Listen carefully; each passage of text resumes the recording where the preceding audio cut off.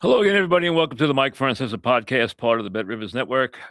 We come to you on this Monday as everyone readies for Christmas. It's kind of a in-between week. You think everybody's off already. I don't know if people are still like today's the last day they're working, or they worked Friday was the last day, and this is a vacation time. But I could tell you, I was out earlier today, and it seemed very quiet, surprisingly quiet. I thought the couple of stops I had to make would be very crowded, and they weren't. And I also get the idea when I go to the malls. And I don't go to the massive malls. I go to like the smaller malls. I have one near where I live, and like an in between mall, but one that has like maybe 60 stores or something like that. Um, they just seem to be quiet, and I gather more and more people just shop online. I think, which takes away kind of the Christmas hustle and bustle idea and everything, but I think more and more people do that, as, life evolves. They more and more shop online for everything. Um, Obviously, we're in the middle of this crazy, and there's no other word for it, NFL season. I mean, no lead is safe. Uh, Green Bay losing that game, I mean, give me a break. I mean, that was a game that there's no chance they could lose. Yesterday, even the Ravens, who I thought were a little cavalier with their lead, but and obviously they did have to play the second half without their star quarterback, who has not even been a shadow of himself this year. But 11-point leads, 10-point leads in the fourth quarter are no big deal anymore. Bing, bing, bing, bing. Even the Lions almost came back and took that game from the Steelers in one of the most bizarre finishes that you'll see. And you almost get the idea that the officials are helpless at times. Like they're looking at each other. I don't even think they know what's going on. It just seems like the games are getting more chaotic as they finish time and time again. And I mean, these are puzzling finishes. They're head scratching finishes.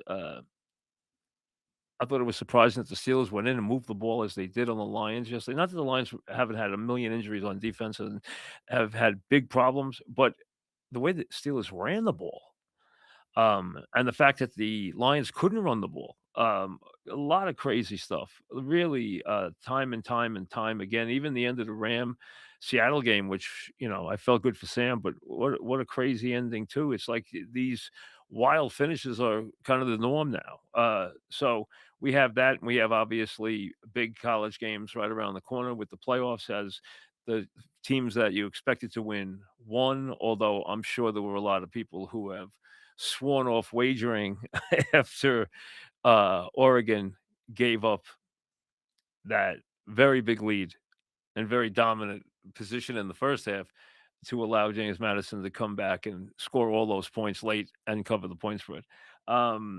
Those are the kind of games that drive you into oblivion, clearly. That's why big leads are dangerous. They really are. Big point spreads are dangerous because of what happens late in these games. And in the NFL, forget it. I mean, laying big points in the NFL is a thing of the past. You don't even want to think about that anymore. Uh, but one of the stories that I haven't been able to get to that I wanted to get to, and people keep asking about it, and the way I judge it is when I'm out and about, what I get asked about. I'll always get asked about, "Oh, are the Yankees gonna get Bellinger, or are the Mets gonna do it, or what are the Mets doing?" Or blah, blah, blah. No question, you expect that. The Giants, who's gonna be the you know the stuff that you're gonna get. But I've also gotten a lot of questions about St. John's because the machine really went into overdrive to pump up St. John's, and I'm guilty as being part of that. And I have to obviously apologize for that because usually I take the stance, I'll wait, I'll watch, and I'll make my opinion. I don't want to hear about hype. I don't follow high school recruiting. Now I don't follow NIL recruiting in the off season. But I happened to see St. John's people on numerous occasions in the summer. I bumped into a lot of them in Saratoga. I had more than one conversation with the head coach. Mike Capoli's, uh, box is about 5 boxes from mine at Saratoga. Um, I've had the same box for, like, 35 years. He's, like, about 4 boxes away from me. Uh, to my right, Rick sits behind. There's a lot of fixtures there. There's a lot of people who are always there, in retirement. Coach Parcells is there all the time. He has horses. He's there all the time. There's a lot of basketball coaches there. You don't see too many football coaches, obviously, because of the season. They're getting ready. They're at training camp by the time Saratoga's in full gear. Um, but you see a lot of different coaches, a lot of basketball coaches, and Rick's a fixture at Saratoga. There's no question about that. So we talked about the team, and to say he was over the moon would be an understatement. I mean, he thought that they had an incredible NIL recruiting haul, and they were calling it the hall and this whole thing and everything, and we discussed it on a couple of occasions, and I discussed it with other St. John's people on a couple of occasions, and the feeling was, yes, we landed a very, very good point guard. As a matter of fact, we think we have they were very high on Darling, although he was coming from the Big Sky, they still were very high on him, and they were equally high on Jackson. Although they said he wasn't a pure point, they felt he could play a lot of point and that he was going to be really very good, and he was gonna be molded in that vein, and they felt that they had a team that could better last year's team, and then the buzz started. The buzz was already in The NIL buzz was already in full drive from the minute they signed all the guys they signed. They had this, they felt historic haul. They had a great team. They came out preseason top 5. Uh, I asked 2 questions, and I got affirmative answers on both. Do you have a point guard? Yes. Do you have some three-point shooting? Tremendous three-point shooting. And both those things, and this happens, both those things turned out to be not true. They, in retrospect, and that's where we are today, because this is, I think, a turning point off the Kentucky second half beating they took on national television. They're getting ready to start. They have Harvard tomorrow on Tuesday night. They're getting ready to start the Big East season, which pretty much means 2 games a week right through big games in February. Both UConn games are late, and UConn is by far the class of the conference, not even close. They're a legitimate top 5 to 6 team, no question about it, and they'll get better. So they're legit. They didn't like what happened to the Saint with St. John's. They did them last year. Despite St. John's early exit from the NCAA tournament, they dominated the Big East. Regular season, Big East tournament, whipped up on Connecticut. Hurley didn't take to that. UConn didn't take to that. There's no love lost between Hurley and Pitino. We know that. The bottom line is the question everyone wants answered is twofold. One, why was everybody so wrong about St. John's in the early expectations, including the prognostications that put them all the way up to 5 preseason in the poll? Two, where do we go from here? What is realistic? What is not realistic? First, the Arkansas game obviously ended what was a brilliant season. The best of St. John's, I mean, a dream season. They energized not only the St. John's community, they energized the city. They became a big deal. They were getting great crowds at Madison Square Garden. They were getting incredible coverage. Everyone was in love with St. John's. Pitino had pulled his mastery in year 2. Uh, that team, although they didn't shoot, although they were bricklayers, They were incredibly cohesive. They were incredibly mentally tough. They came together as a unit. They were relentless defenders. They were outrageously good offensive rebounders, and they closed out games on a regular basis with a passion and an efficiency that was almost scary. I mean, they basically always closed out the game on the right side, no matter what it was. You know, if they were up 5, they were winning by 15. If they were up 6, they were winning by 20. I mean, that's just the way it was. They ran into a team that was athletic in Arkansas. They had a nightmarish game. Lewis, who had a great season. I mean, Lewis last year had averaged 18 points and 7 rebounds a game. He had a 3 for 17 game with no assists against Arkansas. But it wasn't just him. He had a nightmarish game and obviously got benched late in the game, which obviously was controversial. Um, the rest of the team, other than Zuby, who had a good game, Zuby, I think, was 24 and 13 or something like that. He had the rest of the team shot 20% for the game. And St. John's, you know, RJ Lewis only took 3 threes. The rest of the team went 3 for 19, 2 for 19 from 3 in that game. They shot 10% from 3. And despite the fact they got a lot of offensive rebounds, Arkansas not only got more or as many, but got fast break baskets, turned turnovers into points. St. John's didn't turn the ball over a lot, but they got beat on the fast breaks. They got beat on transition. They were out gamed at their game last year by Arkansas. And it was a bitter loss. And I think it made St. John's incredibly aggressive that this year, okay, last year we had a magical season. We set the table, and now we're going to take it the distance. And I think they wanted to believe they did that with and I think they were incredibly overly exuberant and faulty in their talent evaluation. And understand this, as good as Pitino is, and there's never been but a handful on the level he is as a coach. He's one of the great college coaches ever. That's not disputable. Whether you like him, don't like him, it doesn't make any difference. He is a great college basketball coach on the highest of levels, right there with the Knights and Krzyzewskis and, whoever you want to put up there, Wooden and Calhoun and go down the list.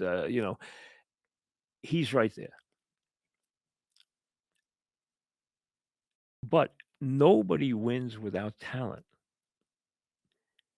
And if your talent's faulty or your talent evaluation is faulty, it's not going to work. And let's be honest, St. John's talent evaluation was seriously faulty about this group. They are badly matched and they messed up. They did not bring in a legitimate point guard. Darling is not he's a point guard, but he's not a really good point guard. Not on this level. He played at Idaho State. Played at Washington State, he played at Idaho State. He was the Big Sky Player of the Year. He's an okay player. He's not a big time point guard on top college level. They were wrong about that, and they thought Jackson was gonna be more than he's been in terms so they knew he wasn't a pure point, but they thought they could turn him into a point. Now, last year, he had more turnovers than assists, and this year, again, he's got more turnovers than assists, and he's not a point guard. So St. John's doesn't have a point guard. You saw a point guard in the second half of the Kentucky game and how he dominated the game. I'm not gonna get into where they made these mistakes and why. I don't know what happened. I don't follow the recruiting that way. Like, I don't know, did St. John's have a chance to get this Elliot Cadu? Elliot Cadeau from Michigan? I first of all, I don't understand how these guys get away from North Carolina. North Carolina is college basketball royalty. When you think in terms of college basketball royalty, you think obviously Kentucky first. You think UCLA, which is not the same anymore. You think Kansas. You think Duke. You think North Carolina. How are these guys? You telling me North Carolina doesn't have the resources to fight off people who come to steal their players? How come they get their players stolen? How come Jackson leaves North Carolina to come to St. John's? How come Elliot Cadeau is able to go to Michigan? Now, obviously, they gave him what I understand is a very unique NIL deal that has a lot of it has brands involved. It has international intrigue to it. There's a lot of little tentacles to his NIL deal. That's a real point. That's a guy that makes a team a top team. If you took Cadeau and put him on St. John's right now and let Pitino coach that team and let the pieces start to fall in the right place with him running the show, they would be a legitimate top 15 team. He's not here. The kid at Kentucky's not here. They don't have a point guard. Last year, they did. He wasn't a great player. But you know what? Forgotten. Because when everyone thinks of the St. John's Arkansas game, they think of Patino Calipari and they think of RJ Lewis and his problems with Patino and him having a nightmare game. All true. But what they forget in that game was Richmond, who was the guy who held St. John's together. He was indispensable. Richmond played 18 minutes in that game because he was in foul trouble with stupid fouls by him. He fouled out. He only played 18 minutes. The guy played 33 minutes a game. They needed him on the court for 36 minutes in that game. If he's on the court, it's a different game. He wasn't. He was only on the court for half the game, and he had a bad game, and he was in foul trouble, plagued by it the whole game. But what Richmond brought after Richmond figured out what he was going to do there and what his role was going to be, the second half of last year, he did a tremendous job. Now, he didn't make his free throws. We know that. Drove everybody crazy. But he was a legitimate floor general for them last year down the stretch. They had 3 guys on that team last year that played major minutes. Right now, they don't have a guy who's playing. Now, it's preseason, so you gotta take that into account. You wanna see which guys are gonna emerge to play the most minutes on this team.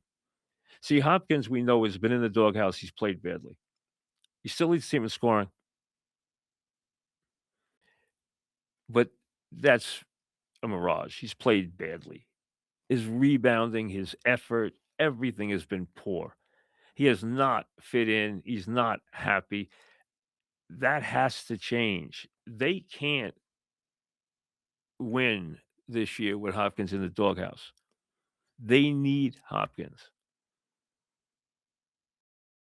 They need everybody. And this is going to be a, without question, this is going to be a very challenging coaching job for Patino because he doesn't have all the pieces.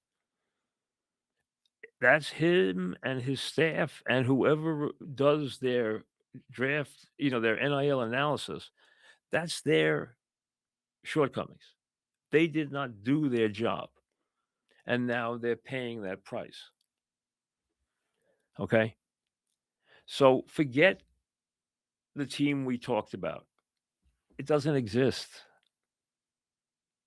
We were sold fake goods. They sold them to me. I sold them to everybody else. So did a lot of other people. The hype was enormous. They're not anywhere near that kind of team. They're not anywhere near last year's team. They're not gonna have that kind of season. It doesn't mean they can't make the NCAA tournament. This team should. It doesn't mean they can't get better. They can. Can they get to be an elite team? I don't think so. I don't think so because I don't think playing top caliber competition, and there are some really good teams out there this year, led by Michigan. Michigan and Arizona, especially, but Michigan is, I'm not taking anything away from Arizona. Michigan is really, really good and well coached, well balanced, has all the ingredients, and has a classic floor general in Kedo. Now, he's an interesting kid.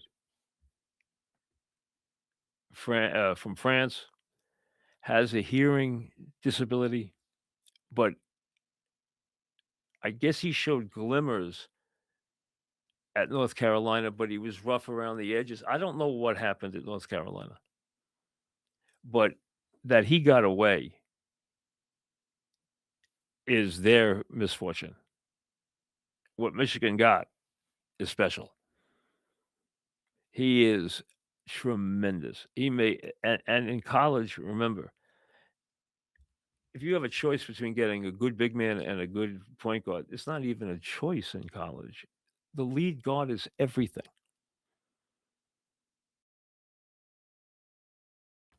It's gonna be fun to watch, maybe painful at times, but once the expectations come down, and I think now they will, and you just take it one game at a time and let this thing unfold. Forget thinking about why isn't this team doing what it's supposed to do? What's going on here? Who's dogging it? Who's doing this? They have they have better three-point shooting this year. Sellers, Jackson, Sanone, those guys, especially Sellers and Sanone, should turn into very, very efficient, even dangerous three-point shooters. They have got to get more three-point shots, and they have to be the guys who take the threes. You can't have the bigs take who shoot 15, 18% taking more threes than these guys are taking. These guys can stroke it. You've got to get them the ball. St. John's has no flow to their offense. They have no ball distribution. They have nobody who can deliver the ball. Their defense has come along. Their rebounding is not nearly as good. Their offensive rebounding is weak. They are deficient in a couple of players in how they box out. They're very weak in that area. They also are not nearly the offensive rebounding team they were. Zuby is not a guy who is going to carry this team game in, game out offensively. He's going to lead. There's no question. He's a good leader. He's a good team guy. He'll block a shot, as you know. He's active. He's a good offensive rebounder. He can go get the ball. The problem here is when he has position, he doesn't get the ball. When they should be entering the ball to him in the low box, he's not getting it. The opportunity's lost. They have nobody who can deliver that. But the first thing Pitino has to do is define roles. And it's not as easy as you think it is. How do you use Sellers is easy. He's got to be your main three-point guy. He's got to play major minutes. The one thing about these guys is Hopkins and Zuby both get to the foul line. Sanone and Sellers get to the foul line. And they make their free throws, which is last year's team did not a lot of the time. This team actually will make their free throws. That's a positive. They will get to the foul line, they will draw a lot of fouls, and they will make foul shots. That's a positive. That's a positive that wasn't there last year. It's a good positive. They have versatility in terms of size and multi-position players. That's gotta become a positive. How this team utilizes Mitchell, I think, is going to be one of the keys to the season. Now, he's not going to be a big scorer because he's not a shooter. He will finish around the rim. He's a good offensive rebounder. He's a good passer. He's a good rebounder. He's a guy who fills up the box score. He's gonna get steals. He's gonna get a couple of blocks. He's gonna get offensive rebounds. He's gonna get assists. He's got the best assist to turnover ratio on the team. His utilization, which is extremely delicate in the way this personnel works, is going to be a big key to the season. The 2 guys that are going to be how you use Sellers is easy. How you use Sonone is easy. How you use Zuby is easy. Hopkins just needs a kick in the rear end, and he's gotta start playing like the guy who was at Providence who averaged 19 points and 8 rebounds. Not a guy here who's getting 4 rebounds and playing like a statue.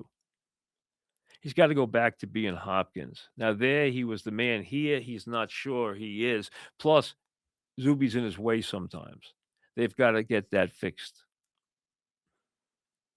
First of all, one of them should be on the floor at all times. That takes care of some of the minutes where one doesn't play and the other one doesn't play. So from the bottom line is you figure they're somewhere around 30 minutes or 28 minutes. You can figure there's X minutes where if Zuby's not on, Hopkins is on. If Hopkins isn't on, Zuby's on. That takes care of it. Part of that. They need Hopkins to play like Hopkins. He's not doing that at all. He's been in the doghouse. You can tell. Listen, this there's been a lot of in and out, ripping guys in and out, ripping guys in and out because he's still teaching and he's chastising. And you didn't box out here, so I'm pulling you out of the game. And you didn't do this defensively, so I'm pulling you out of the game. And you didn't do this, make this pass here, so I'm pulling you out of the game. That part has to be over now. You're into January. They've got to now develop a unit. There are pieces here. The problem is there is not a pure point. I think what you do is you'll know what teams that you can play Darling at the point solid minutes, and you'll know what games you can't. When you can't, you will adjust with your bigger time personnel. Against certain teams, I would say against 70% of the Big East, Darling's going to be okay. Especially if he finds some confidence in his jumper, which he has the last couple of times out. I mean, he was shooting 7% from 3. It had to get better. It has gotten better in the last 2 games as Pitino has worked with him. You know how good Pitino is at developing individual skills. He just lost his confidence because he's come here and it's been a rude awakening. He's not getting the minutes. He's not the guy. He's not going to be the player of the year in the conference. He's not all of a sudden the big man anymore. He's not playing major minutes. So it's all has to be dealt with.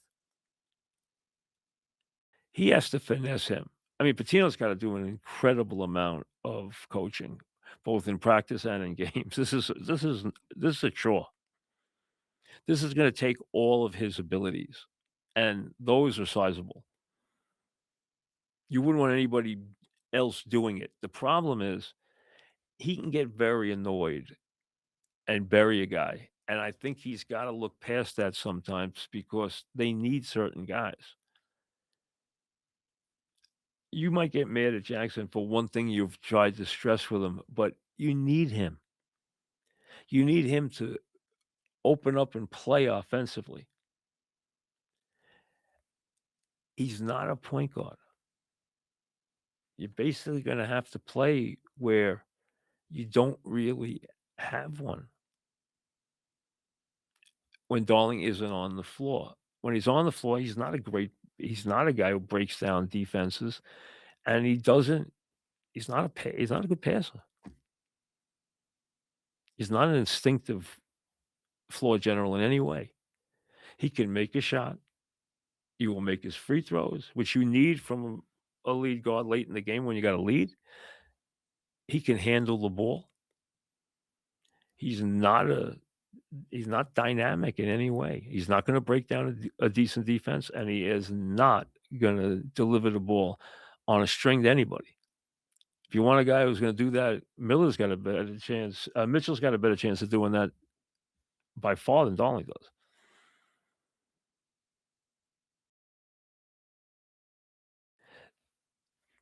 It's a new season. Forget what's happened to now. Forget all the hype. Give us all the mulligan on our outrageous hype of this team.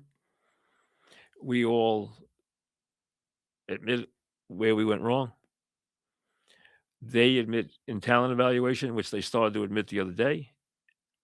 We admit that we bought into the propaganda, and we were all wrong. This is not even a good team, no less a special team. Matter of fact, right now, it's a disappointing team. But it's a team that does have pieces. Like, to me, Prey is he's gonna be a good contributor. With size, he's gotten better. He can stick an open shot. He's gotten more confident. That guy's gonna be a good role player. He's gonna be utilized and be a solid role player. They have got to get Sellers and Sonone in spots where they can catch and shoot. They're not there. This has all gotta be revamped and be done right. It's been a situation where he's tried, I believe, to see if he could solve the big problem, the point. He's gotta throw up his arms and realize he can't.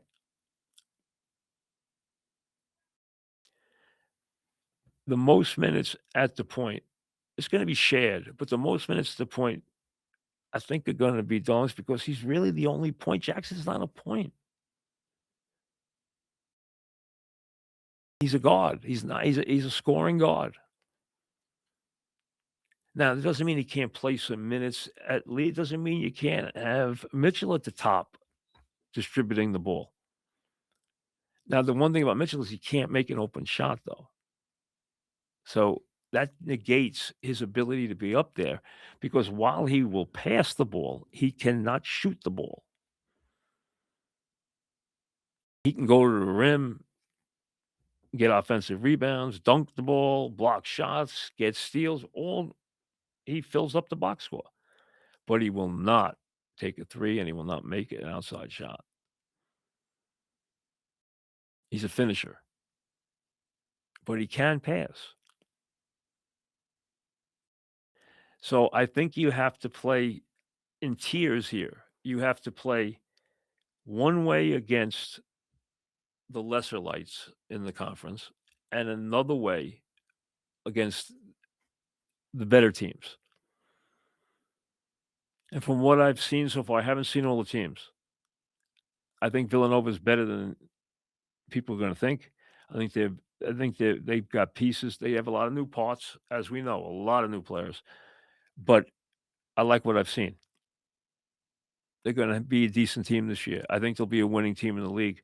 Creighton had looked awful and then went to Xavier and won by 40, and then turned around and beat Marquette, which is bad this year. Marquette's way down. I mean, way down.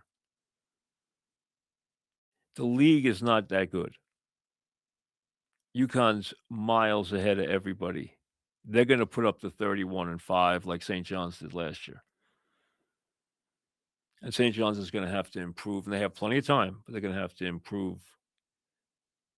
You want a big test for St. John's? January 17th at on a Saturday night at Villanova. That's gonna be a very to me, that's 3 weeks away. Um, it's gonna be a very good test, and it'll really tell me what they've done and how they've done it. That will be, to me, a very telling game in where they are. And I think you have to see the move. Zuby's gonna be one of the guys who gets the major minutes.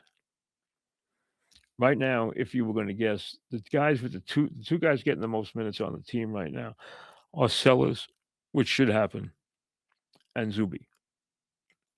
Hopkins should be right there. He's been in the doghouse. And Patino's 100% right. I mean, he's not playing worth a damn. He's averaging 13, 9, and 4, 4, which leads the team. Zuby's 13, 7, which he should be around 13, 14 points. He should be around 7, 8 rebounds. He's 7 rebounds. That's who Zuby is. Because Zuby is not a real big scorer. He'll have his games where he gets a bunch of offensive rebounds, where he gets to the foul line a lot, and he'll score his 20 points and his 24, but he's not going to score a ton of points. 14, 15 is fine. Hopkins, if he's playing like he's supposed to, could score 20 points a game. Sellers, I think, who's only at 11. And this team, the key guys all take between 7 and 8 shots per game. They have got to make sure that Sellers and Senna get major catch and shoot opportunities and get a chance to make threes. St. John's is not getting easy shots. They are not getting open jumpers, and when they do, they miss them, but, the point is they're not getting enough easy looks because nobody is distributing and nobody's running the offense with any efficiency. The defense has gotten better. They've done a good job balancing the floor recently. That has not been an issue. I think their floor balance has been good. They contest shots. I think they play hard defensively. They have just been incredibly poor from an offensive standpoint, and the lack of a quality point guard is so telling. So, I think as the new year starts and we get ready for the Big East part of the schedule, and you start thinking about building towards the NCAA tournament, forget the team that everyone hyped in preseason. Forget the team that made you buy tickets maybe to the Madison Square Garden.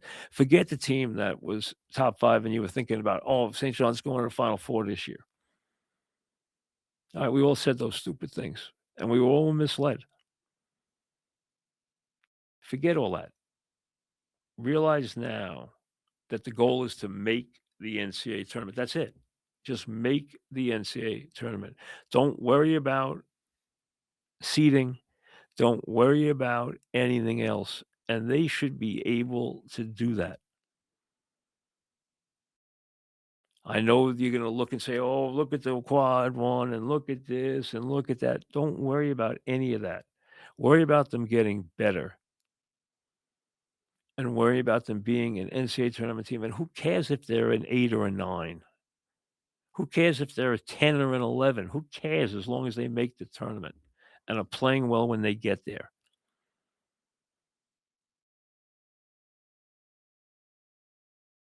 And then you take it one game at a time because this is not a Final Four team. They don't have Final Four talent. They don't have the pieces, and these pieces don't fit well. That's where it's gonna come in, and it's gonna have to be a masterful job, and I would expect nothing less. And it's gonna be fascinating to watch, to see exactly. See, he's been fighting himself. I can see that in the press conferences. I watched the press conferences after the game, and even when some of the media's asked legitimate questions, he's balked you off the point guard question. On a couple of occasions, I've seen him yell guys off, "Change your tune, get out of it, stop talking about it. This is my point guard, that's my point guard." If you listen, he's changed his own tune 5 times on the point guard. He's finally honest and admitted, "I don't have a point guard. Darling's not good enough, and Jackson's not is not a point guard." That's the bottom line. Darling's a backup, and Jackson is not a point guard. So they don't have a point guard, and they gotta make do. And the pieces they have are not as good as they thought they were. They spent a lot of money, and listen, like I said, I don't know why they weren't in on Cadeau, I don't know. Maybe they were. Maybe he outpriced himself. Maybe he didn't wanna play in Queens. Maybe he had different visions, I don't know. Hey, I'm still trying to figure out why these guys leave North Carolina. These players aren't supposed to leave North Carolina. North Carolina's supposed to be able to keep their own players. How come North Carolina players are going here and there? How come UCLA players are going? What's going on here? Next, you'll have guys leaving, Kentucky. Not in this lifetime. Um, there's royalty and there's royalty. St. John's is not North Carolina. They're not Kansas. They're not Kentucky. That's all there is to it. Never will be. They're not Indiana basketball. But obviously, Madison Square Garden is a big draw, and Pitino's a big draw because if you're thinking pros, the guy who can develop you and who can help you in that regard is Pitino. That's one of the biggest draws. If you think of yourself as a pro, that's why a guy like Hopkins was here. That's why a guy like Kadari came because he wanted to be refined. They wasn't refined, but he wanted to be refined. Just wasn't possible. Now we're going to watch a master coach who, by his own admission, did a lousy job in talent evaluation, and he's going to pay that price. He's paying that price. Now he's got to scrap that. Okay, expectations out the window. Rankings, be damned. You're not going to see them in the rankings again this year. So what? They're going to lose a couple of games you don't want them to lose. So what? The point is, get to the NCAA tournament and take it one day at a time. That's the goal. Forget all the hype and all the nonsense and everything. That is all out the window. That's not your team this year. Last year's team is not your team this year. This team is a troubled team that needs a lot of help and needs a coach that can really take a very difficult puzzle and make the pieces fit. They're not going to fit perfectly.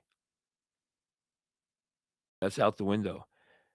But make it fit to where they can be a successful NCAA tournament team. So it's a big adjustment, no question.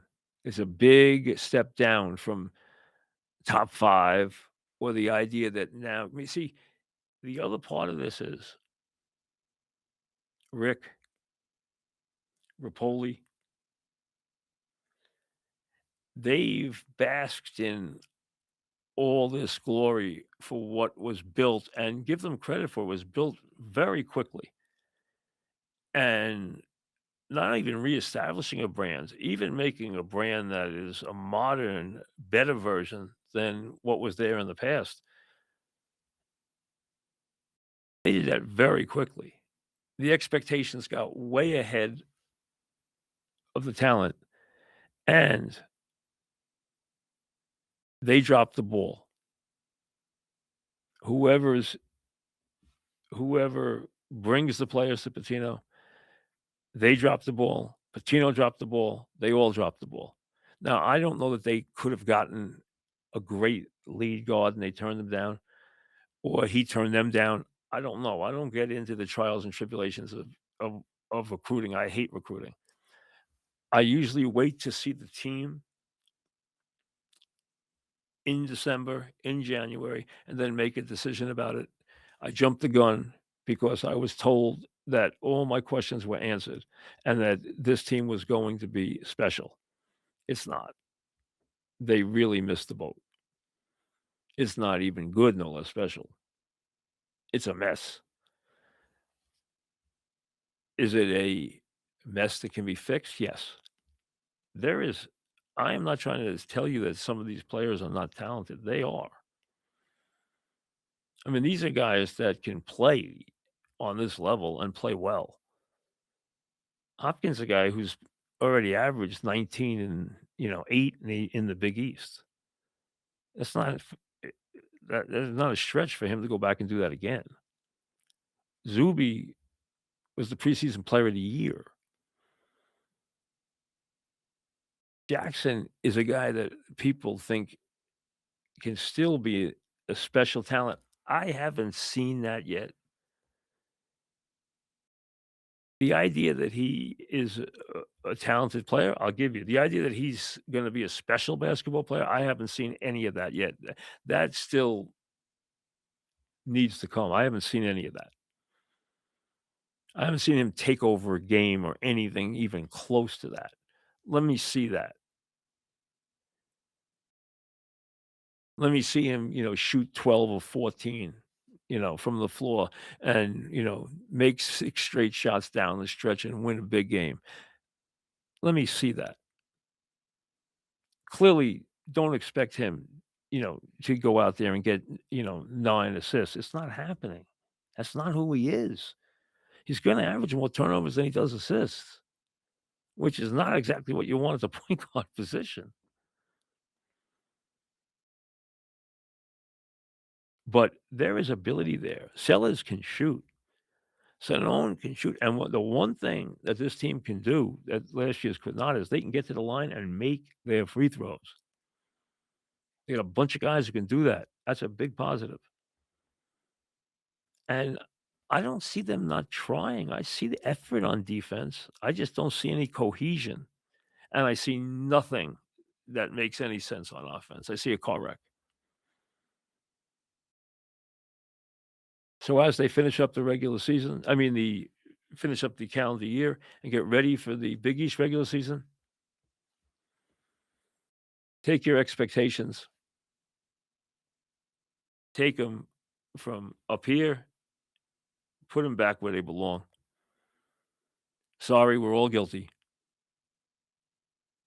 Now let's take it one step at a time with this team. We'll see you later.